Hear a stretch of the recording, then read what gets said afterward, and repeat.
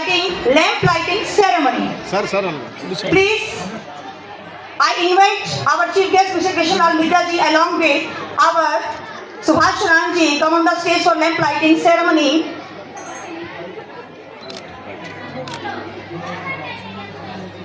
कहा गया है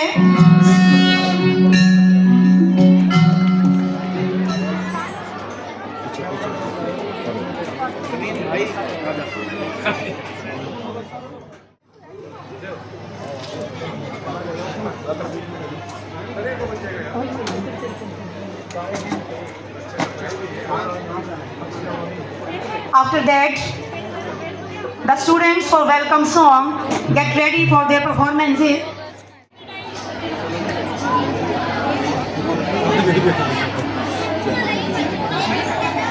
मीठा जी के लिए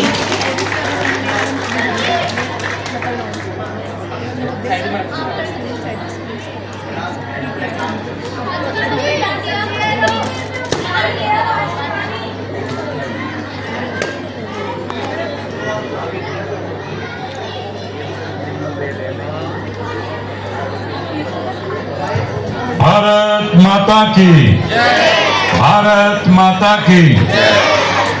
आज जनता विद्या मंदिर के इस प्रांगण में मैं धन्यवाद करना चाहूँगा हमारे भाई अतुल मिड्डा जी का, ज्योति मिड्डा जी का और इंडस स्कूल के हमारे बड़े भाई सुभाष शोरान जी का, प्रवीण परूथी जी का, प्रवीण बत्रा जी का, सुजाता मल्हान जी का, रिंकू बजाज जी का और आए हुए सभी स्टाफ और आए हुए सभी महानुभाव, गंगा गौरी गायत्री तुल्य मेरी मातृशक्ति और कृषि प्रधान देश का भविष्य। प्यारे बच्चों, जिस प्रकार से आज इस कार्यक्रम में मुझे आना हुआ, लेकिन चंडीगढ़ जाना इसलिए मैं आप लोगों को समय कम दे पाया। मेरा मन था कि पिछली बार की तरह ज़्यादा समय आप लोगों में व्यतीत करूं।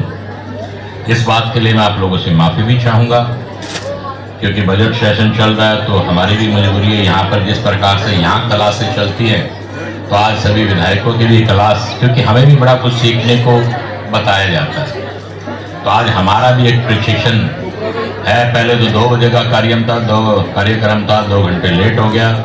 अगर 2 बजे रहता तो शायद मैं ना आ पाती, लेकिन 4 बजे है तो मैं आप लोगों के बीच में उपस्थित हुआ हूँ।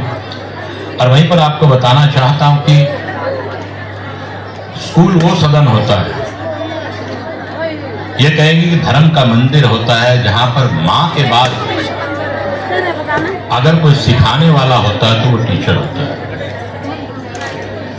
और उसके बाद जहां बच्चों को यहां से बहुत कुछ सीखने को मिलता है। इन्हीं बच्चों में से कोई बच्चा इंजीनियर बनेगा, कोई वकील बनेगा, कोई नेता बनेगा, कोई साइंटिस्ट बनेगा।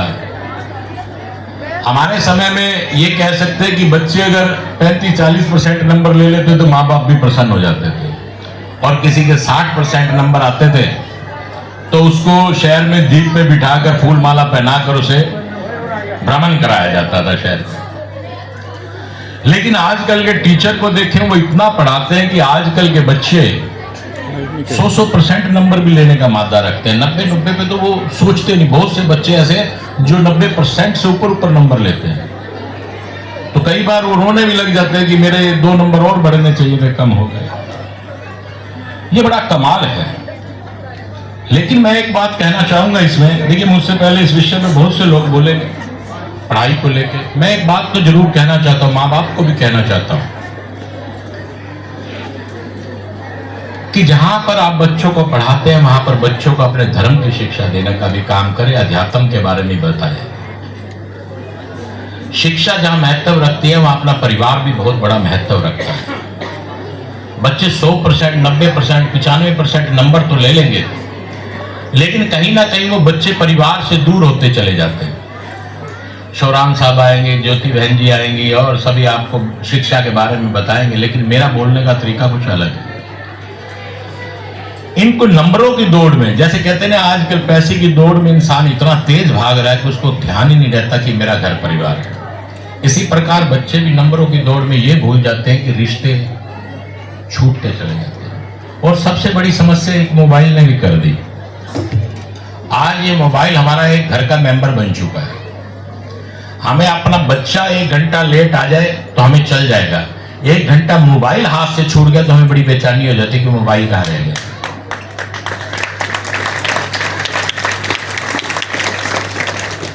लेकिन मैं सभी से ये कहना चाहता हूं, एक तो अध्यात्म को लेके इन बच्चों को एक क्लास, चाहे महीने में, वैसे तो 1 सप्ताह में 1 क्लास लगनी चाहिए कि जिसके बारे में, अध्यात्म के बारे में बताया जाए, राम के बारे में बताया जाए, कृष्ण के बारे में बताया जाए, हमारे महापुरुषों के बारे में बताया जाए, हमारे देशभक्तों के बारे में पढ़ाया जाए, जो इतिहास में छुपा रह गया हिंदुस्तान को लेकर वो बताया जाए।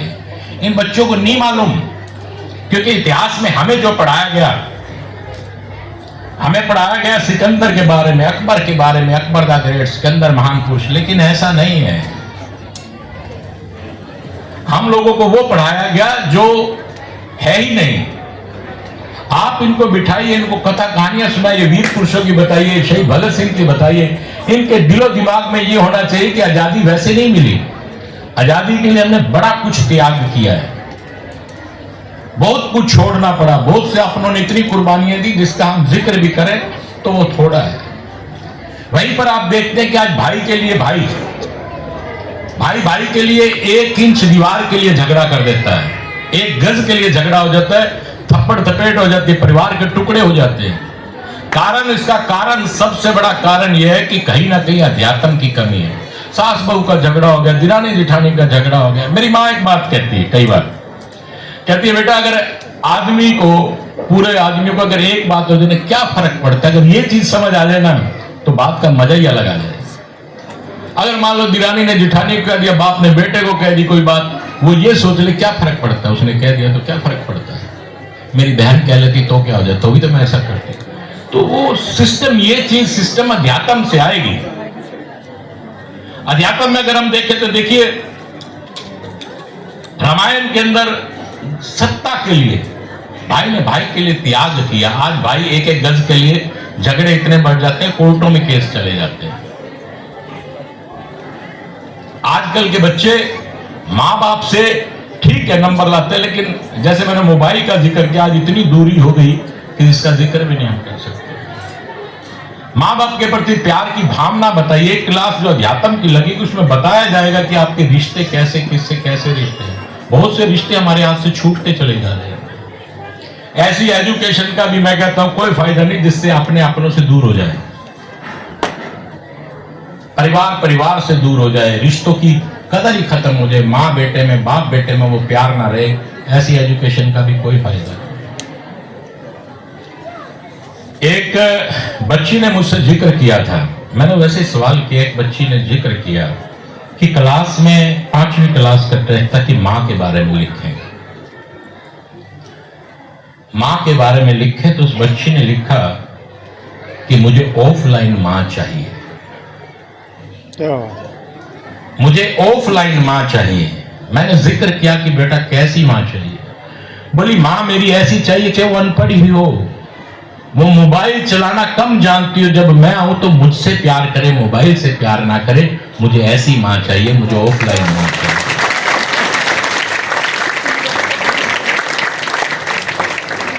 मुझे ऐसी माँ चाहिए जब मेरे पिता घर आए तो उनको आते ही पानी पिलाए, चाहे अनपढ़ हो, पानी पिलाए, उनको भोजन पूछे, उनको पूछे कि सब खैरियत है। मुझे ऐसी माँ चाहिए, ऐसा ना हो कि पिता घर पर आए, वो पानी स्वयं भरे और खुद पानी पिए और वो बैठी मोबाइल देखती रही। मुझे ऑफलाइन माँ चाहिए, ऑनलाइन माँ नहीं चाहिए। मुझे ऐसी माँ चाहिए जो मेरे को और मेरे पिता को घर में बनी हुई दाल रोटी बनाकर खिलाए, चटनी बनाकर खिलाए, सलाद काट कर दे। वो माँ चाहिए, ना कि ऑनलाइन पे ऑर्डर देके पिज्जा मंगवाए। ऐसी माँ चाहिए, मुझे ऑफलाइन माँ चाहिए। आज क्या होता है कि घर में थोड़ा सा भी काम पड़ गया तो कह देते बाजार से मंगवा लें। वो भाव नहीं रहता, बाजार वाला पैसा लेगा, बना के देगा, वो भाव नहीं रहेगा उसमें, क्योंकि उसने आपसे पैसा लिया उसका। आज मैं आपके घर में आता तो मैं कहता हूं मैं आपके यहाँ चाय पीने आ रहा हूं, जो आप चाय बनाओगी तो आप ये सोच के बनाओगी मेरा भाई आ रहा है, मेरा बेटा आ रहा है, तो उसमें भाव जुड़ेगा। जिस चाय को मैं पीऊंगा तो वो चाय मुझे भी फल मेरे शरीर को, मेरी आत्मा को ठंडा करेगी और आपको भी लगेगा मैंने अपने भाई के लिए, अपने बेटे के लिए कुछ बनाया है। आप घर से बना के चाहे एक कुछ भी घर का रख दीजिए, उसका आनंद है। तभी वो बच्ची कहती है मुझे ऑफलाइन माँ चाहिए जो घर में बैठकर खाना खिलाए मेरे को और मेरे पिता को, ना कि ऑर्डर में पिज्जा और बर्गर मंगाए। मुझे ऐसी माँ नहीं चाहिए, मुझे ऑफलाइन माँ चाहिए। मुझे ऐसी माँ चाहिए जो हमको लेकर मंदिर लेके जाए, मेरे पिता और मैं और मेरी माँ मंदिर जाएं, ना कि मोबाइल में ही बैठ के वो भगवान के दर्शन करा दे। ऐसी माँ नहीं चाहिए कि समय को मैं यही जिक्र आप लोगों से करना चाहता हूं कि मोबाइल ने एक हिस्सा बन गया हमारे उसका। मेरे पिता ब्रह्मलीन डॉक्टर हरिचंद जी मिड्डा अक्सर कहते थे, देखिए वो 9.5 साल विधायक रहे, उन्होंने कभी मोबाइल अपनी जिंदगी में रखा नहीं। मोबाइल उनके सहायक मोहित के पास रहता था, वो घर लेके चले जाते थे, तो कभी कभी चौटाला साहब को अगर बात करनी हो पड़ती थी तो मोहित मुझे करता था, मैं अपने मोबाइल से बात करवाता था। तो बड़े डॉक्टर साहब कहते थे कि मोबाइल सबसे बड़ा झूठ का केंद्र, और मैं उम्र के इस पड़ाव में हूं, इसमें कम से कम मैं झूठ नहीं बोलना चाहता। आदमी पिछली गली में होता है, फोन आ जाता है तो कहते हैं कहाँ हो, उसको पता है पैसे मांगेगा ये कोई या ननंद आएगी, नहीं मैं तो दिल्ली हूं। मतलब झूठ का सबसे बड़ा साधन। इस मोबाइल की जरूरत है, ऐसा नहीं कि मोबाइल की जरूरत नहीं है। मोबाइल की हमारी और हमारे बच्चों को जरूरत है। आज ऑनलाइन क्लासें चल रही हैं, लेकिन बच्चे जहां ऑनलाइन क्लासों को देख रहे हैं, बच्चे गलत संगति में भी पढ़ रहे हैं उस मोबाइल को देखकर, वो भी गलत है। कहते हैं कि इस मोबाइल ने चेहरे की स्माइल छीन ली इंसान की। बहुत से बुजुर्ग बैठे हैं, बहुत सी मेरी भाभी बहनें ऐसी बैठी हुई जिनकी शादी के समय में फोटोग्राफर कहता था स्माइल प्लीज। आजकल स्माइल प्लीज कोई कहता ही नहीं। आज तुरंत फोटो खींच दी जाती है, मोबाइल से तुरंत फोटो खींच जाती है, स्माइल प्लीज। स्माइल तो इस मोबाइल ने दूर ही कर दी। मोबाइल रखिए, लेकिन 1 घंटे के लिए मोबाइल बंद कर पूरा परिवार एक साथ बैठे और आपस में विचार करे, बैठ के बच्चों से दिल की बात पूछे, आज क्लास में क्या हुआ, किसके साथ क्या हुआ, क्या रहा क्या नहीं रहा। पति को पूछिए या पति पत्नी को पूछे, तब उस चीज का आनंद है। घर में पति पत्नी अपने बेड पे बैठे, दोनों अपना अपना मोबाइल लेके बैठे, ना पति पत्नी को पूछ रहे, ना पति पत्नी पुत्री को पूछ रहे। ये मोबाइल का हाल है। तो मेरा सबसे निवेदन, देखिए मेरी बातें थोड़ी सी हटके हैं, लेकिन 1 घंटे के लिए अगर मोबाइल आप बंद करेंगे तो 1 महीने के बाद मुझे रिजल्ट बताइएगा कि आपके परिवार का रिजल्ट क्या निकलेगा। बच्चे भी प्यार करेंगे। और एक बात और कहना चाहूंगा, आजकल बुजुर्गों की कीमत घरों से हटती जा रही है। मेरा सभी अपनी बहनों से, भाभीयों से, सभी से निवेदन, इन बच्चों को इनके दादा दादी के पास 1 घंटे के लिए बिठाइए। वैसे मैं एक शब्द इस्तेमाल कर रहा हूं, जो शब्द मुझे इस्तेमाल तो नहीं करना चाहिए, बड़ा अशोभनीय सा शब्द है कि बच्चों को पालने के लिए नौकर रख लिए जाते हैं, उनको 5,000 10,000 रुपया दिया जाता है, वो महीना आपके बच्चों को संभालते। दादा दादी से बढ़िया रिश्ता कोई नहीं है, जो बच्चों को संभालेगा भी और उनको संभालेगा भी, उनको शिक्षा भी देगा, उनको कथा कहानियां भी सुनाएगा, उनको अपने जीवन के एक्सपीरियंस भी बताएगा। बहुत सी माताएं और भाई मेरे ऐसे बैठे जिनके बाल सफेद हो गए। ऐसे नहीं, पुराने लोग कहते थे कि बाल ऐसे ही थोड़ा सफेद हुए हैं, तजर्बा रहता है। मोबाइल, आज साइंस का युग, कितनी भी तरक्की करे, आपको सब कुछ मिलेगा गूगल पे, लेकिन 2 चीज कभी नहीं मिल सकती, तजर्बा और आशीर्वाद। ये आपको अपने बुजुर्गों से बैठने से मिलेगा, ये मोबाइल में आपको, ये गूगल पे और इन पे कभी नहीं मिलेगा, कभी भी नहीं मिलेगा। आप सबने मुझे इतना प्यार दिया, इसके लिए मैं बहुत बहुत धन्यवाद करता हूँ JVM हाई स्कूल का, और विशेष तौर पर हमारी